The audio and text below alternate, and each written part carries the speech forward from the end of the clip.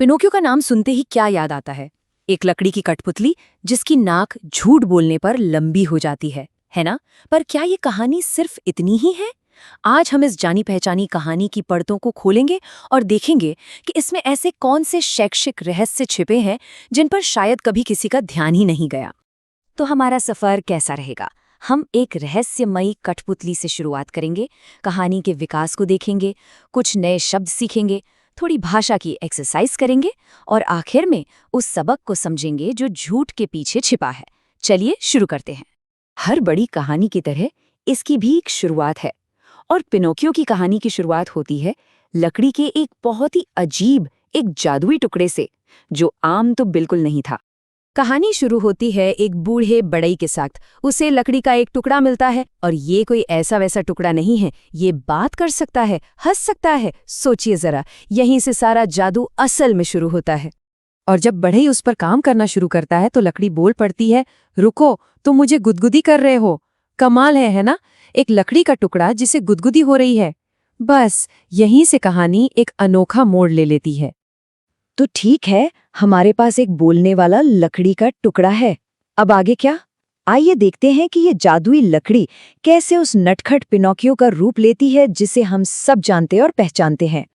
बड़े ही हैरान तो हैं, लेकिन वो डरता नहीं, बल्कि उसे एक आइडिया आता है।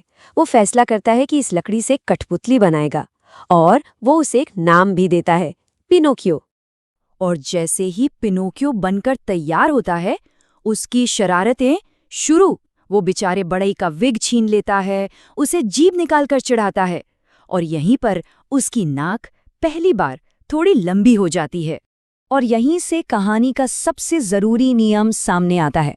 पिनोकियो जब भी कोई झूठ बोलता है या बदतमीजी करता है तो उसकी नाक लंबी हो जाती है।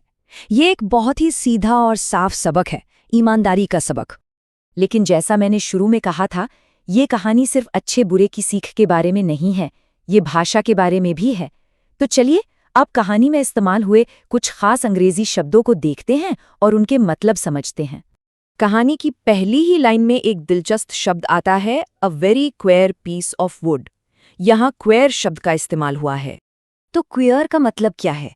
इसका सीधा सा मतलब है अजीब या असामान्य। और जाहिर है, एक लकड़ी का टुकड़ा जो बात कर सकता है वो अजीब और असामान्य तो है ही। अच्छा, तो जब बढ़ई ने लकड़ी की आवाज सुनी तो उसे कैसा महसूस हुआ होगा? कहानी कहती है, the old man was puzzled by the voice. वो पजल्ड था, यानी वो उलझन में पड़ गया था। उसे समझ नहीं आ रहा था कि ये क्या हो रहा है। और इसमें कोई हैरानी की बात भी नहीं है, आखिर उसकी लकड़ी उससे बात कर रही थी।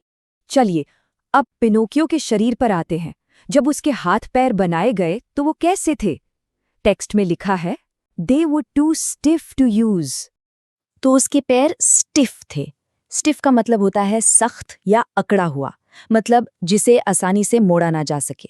बिल्कुल किसी नई गुड़िया या खिलौने की तरह, जिसके जोड़ शुरू में काफी सख्त होते हैं। तो हमने कहानी पढ़ ली, नए शब्द भी सीख लिए, पर बात यहीं खत्म नहीं होती। ये कहानी असल में एक पूरा लेसन है जिसमें कुछ एक्सरसाइज भी है। आइए देखते हैं कि ये कैसे भाषा के इस्तेमाल को बढ़ावा देती है। ये देखिए, इस पेज पर 3 अलग अलग तरह के अभ्यास दिए गए हैं। ये भाषा की समझ को और पक्का करने के लिए हैं। पहला अभ्यास है विलोम शब्द यानी ऑपोजिट्स। देखिए कैसे डिस या इन जैसे छोटे से प्रीफिक्स यानी उपसर्ग को शब्द के आगे लगाने से उसका मतलब पूरी तरह से उल्टा हो जाता है। जैसे रिस्पेक्ट का डिसरिस्पेक्ट। दूसरा अभ्यास है शब्द बनाना। यहाँ सिखाया गया है कि कैसे शब्द के आखिर में डैशनेस या डैश इटी जैसा सफिक्स यानी प्रत्यय जोड़कर एक नया शब्द बनाया जा सकता है। जैसे काइंड से बन गया काइंडनेस। ये भाषा के बिल्डिंग ब्लॉक्स की तरह है। और आखिर में एक मजेदार पहेली। यहाँ कुछ चीजों के नाम दिए गए हैं और पूछा गया है कि इनमें से एक बढ़ई कौन कौन से औजार इस्तेमाल करता है। ये ना सिर्फ आपकी वोकैबुलरी टेस्ट करता है, बल्कि आपकी कॉमन सेंस भी। तो इस पूरी कहानी और इन अभ्यासों से हमें क्या सीखने को मिलता है? इसका असली मकसद क्या है? सबक ये है कि पिनोकियो की कहानी सिर्फ एक कहानी नहीं है, ये एक बहुत ही चालाकी से डिजाइन किया गया एजुकेशनल टूल है। एक साधारण सी कहानी का इस्तेमाल वोकैब्युलरी, ग्रामर और यहाँ तक कि लॉजिकल थिंकिंग सिखाने के लिए किया गया है। और ये हमें एक दिलचस्प सवाल पर लाकर छोड़ता है।